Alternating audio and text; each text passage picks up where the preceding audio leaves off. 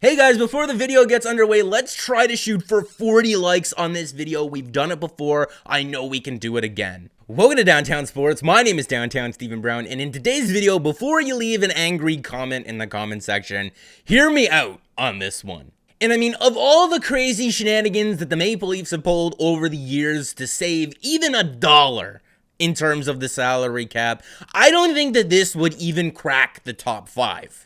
And the fact of the matter is that they might be in trouble, but also half the league would be in trouble because, as I pointed out in the previous video that I made about how a reduced or flat cap would affect the Toronto Maple Leafs, 16 teams are within $1 million of the salary cap ceiling. But I also talked about the likelihood of teams being awarded compliance buyouts, and yeah, I think that's happening. If you would like a more detailed explanation of what's going on here, then watch the previous video that I did to that. I will link it up on the top of the screen. But I think that the Maple Leafs are going to be okay either way, because if the cap stays flat, then they could easily do this. And if the cap does go down, there's no scenario where it goes down, and players' contracts also aren't prorated, right? You can't just screw 17 teams in the league. Like I said, 17 teams in the league right now are either within $1 million of the salary cap or using LTIR money to some degree. My honest opinion is that the players' contracts are going to get prorated and they're going to be awarded compliance buyouts, because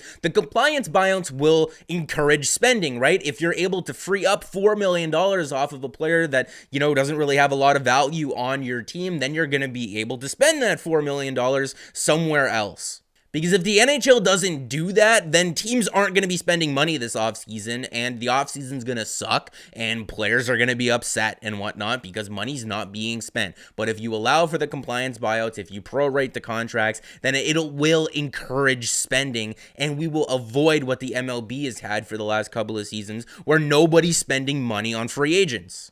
But let's move on with my little idea in regards to Frederik Andersen.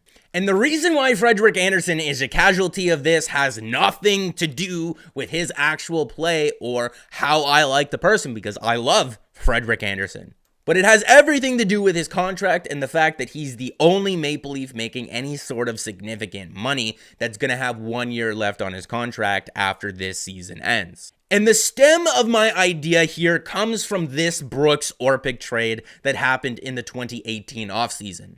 And if you're not familiar with this trade, what happened was that Brooks Orpik was in the final year of a contract that saw him make $5.5 million.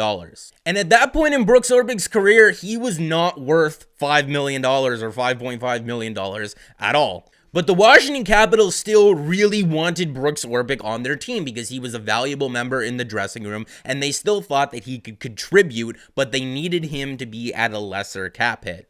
So the Washington Capitals orchestrated a trade that sent over Philip Grubauer, and they actually got back a second-round pick, as well as Brooks Orpik, and then the Colorado Avalanche bought out Brooks Orpik in the 48-hour window after the Stanley Cup Finals had ended, and that allowed the Washington Capitals to re-sign Brooks Orpik afterwards. The Colorado Avalanche took on some salary cap, gave up a second-round pick to acquire Philip Grubauer, who was looking to be a promising goaltender who could potentially have blossomed into a number 1 or a 1A goalie at the time. And then the Washington Capitals re-signed Brooks Orpik for $1.5 million and 1 season. And how the buyout worked for the Colorado Avalanche is that they were stuck with 2/3 of the money remaining on that contract, spread out over double the amount of years that were left on the deal. So in the case of Brooks Orpik, he had a 1-year contract, so they were stuck with the remaining money spread over 2 seasons. And that was totally legal. And the reason I'm not suggesting like the Maple Leafs trade Mitch Marner to a team, that team buys out Mitch Marner with a compliance buyout, so they're stuck with 0 cap hit at all, and then the Maple Leafs re-sign Mitch Marner at a more favorable contract, or not just Mitch Marner, just like any player on the Toronto Maple Leafs making a significant amount of money, is that that's not legal with a compliance buyout. With a compliance buyout, that would be considered cap circumvention. But with a regular buyout, it's totally legal.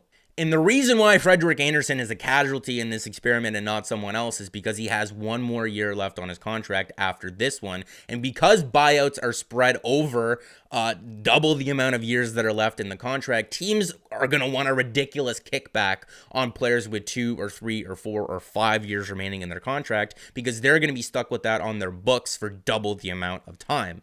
But in the case of Frederik Andersen, the team that would acquire him in a paper transaction basically would only be stuck with that artificial cap hit, that buyout cap hit, for 2 seasons. And also, another little important detail that has to be thrown into this is that Frederik Andersen has to agree to this, right? He would have to renegotiate a 1-year contract with the Toronto Maple Leafs after that other team bought him out and after that paper transaction happened. And he's set to make $5 million next season. And Frederik Andersen would stand to still make $4.66666 million after the buyout. And for the team actually doing the buying out, it would see them have a cap hit of $4.3 million in the first year and then $333,000 in the second year, which is pretty much inconsequential. And that $4.3 million number in the first year is a significant amount of money. Like, it's not just like a Connor Brown type contract that you'd be moving out. It's dead weight on another team's books. But if you look at the teams that have the cap space right now and that would need to hit the cap floor, I think teams would be interested in that cap hit. Now, don't get me wrong, the Maple Leafs are still going to have to throw in a kickback for the other team taking on that salary cap hit. But in a cap world, especially when you're up right against the cap, every single dollar really matters. And if the Maple Leafs can renegotiate afterwards a 1-year deal with Frederik Andersen for, let's say, like $3.5 million, and it saves them $1.5 million on the salary cap for next season, let's say it's even $3 million or $2.5 million or $2 million, Frederik Andersen would recoup the amount of money that he lost from being bought out and make even more than what he stands to make right now just on that 1-year deal. And the Maple Leafs would have that cap savings, just like the Washington Capitals did with Brooks Orpik. So I have Guy slotted in there for $3.6 million, and that could be anyone. It could be a defenseman that the Maple Leafs acquire in a trade. It could be someone that they sign in free agency, an international free agent, whatever. It's just a placeholder in there for $3.6 million right now. But imagine they were able to save $2 million on Frederik Andersen, and they had $2 more million to allocate towards another defenseman. Maybe $2.5 million in the case if they really get lucky. And I like little situations like this because it allows me to play out a situation in my head where the league would be like, no, Toronto, you can't do that. And then I would walk into the courtroom like, excuse me, Your Honor, but there's precedence. It's totally legal and it's been done before. And I had a history teacher in high school that would read us stuff from the book or tell us stories and whatnot, and he would always pose a really interesting question that got some people laughing because he would ask the question so often and stuff like that, but it also got people thinking.